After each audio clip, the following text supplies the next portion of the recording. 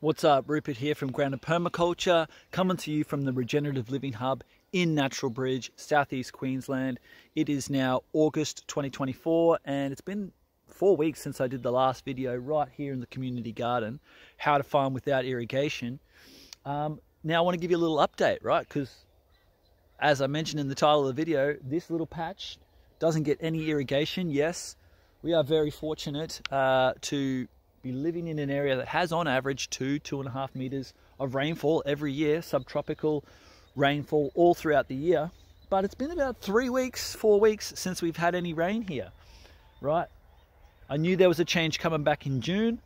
I got these beds prepped. We planted at the winter solstice, a big community planting event, and I watered it in for the first 3 days. It was really dry, but it just shifted into a little wet patch, and that's it. Haven't watered it or irrigated it for a month. Now let's have a look at this soil.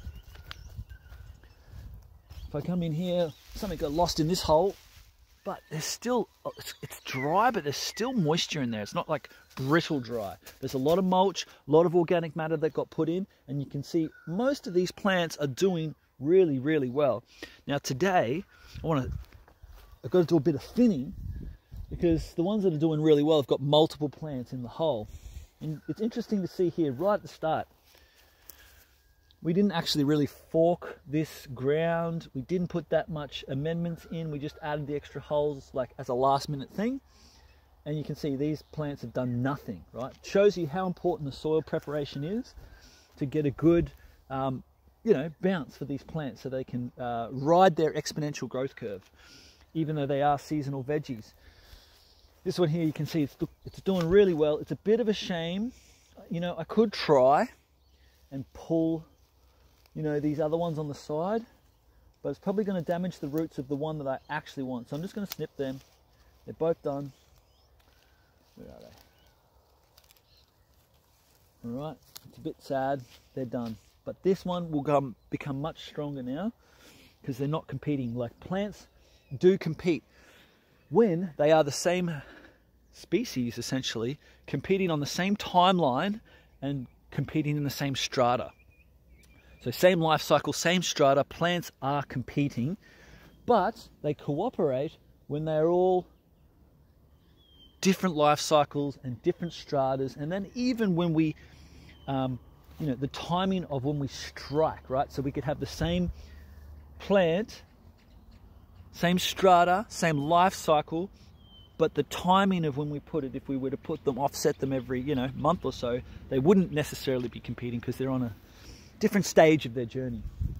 Okay, so you can see the coriander's going really good. Everything's going really good. I haven't done anything in here. I haven't even been weeding the grass. You can see the grass just hasn't done much at all in terms of its recovery response. It's quite cold for the grass, so it's not going to do much, but you can see all these brassicas are just pumping. It's just loving it.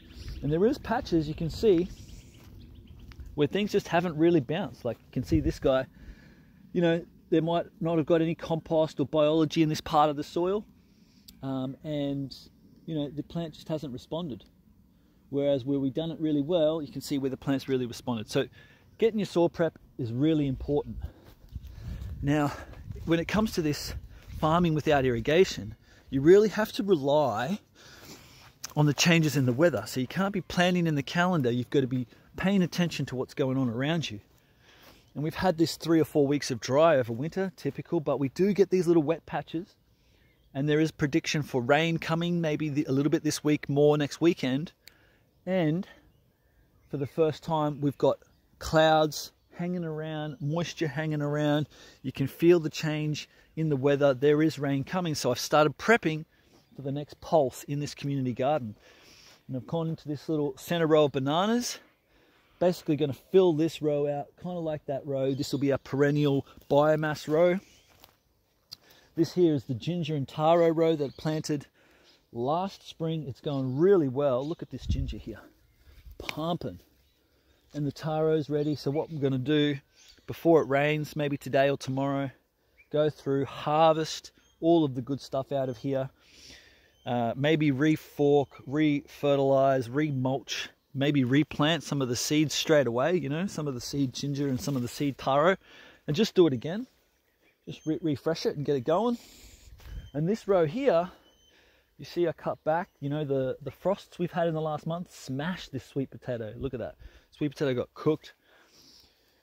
Didn't really get established that much, but you know, it might still be in there. So we're going to hit this one again, pulse it through, mulch it, and plant some more spring crops. Maybe I'll double the taro and ginger, right? We'll do a double taro and ginger row because it did really well. Still don't know what to do with this row yet, just letting it go senescent. You can see, if you just blur your eyes and look down the line, you see lots of flower heads.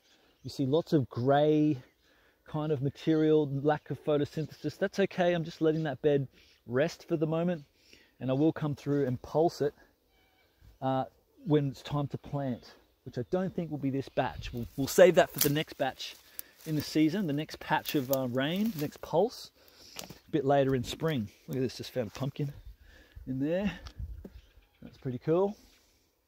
And this row on the end will eventually, it's got a lot of cocoa yam in there.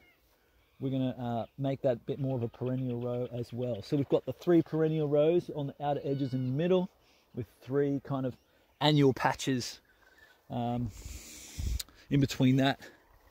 And we've got a sawmill down the road, so we add sawdust into here as well, right? So it's not really a fully self-feeding syntropic system yet. We just started out as a traditional market garden and now working, so we still have to import biomass, but ideally we want to get it to a point where we can just cycle the biomass on site. Anyway, that's a little update from the community garden at the Regenerative Living Hub. Drop a comment, like, subscribe. Let me know if you got any value out of this, and also let me know what you're doing in the garden and what's working for you in these subtropical climates. Peace.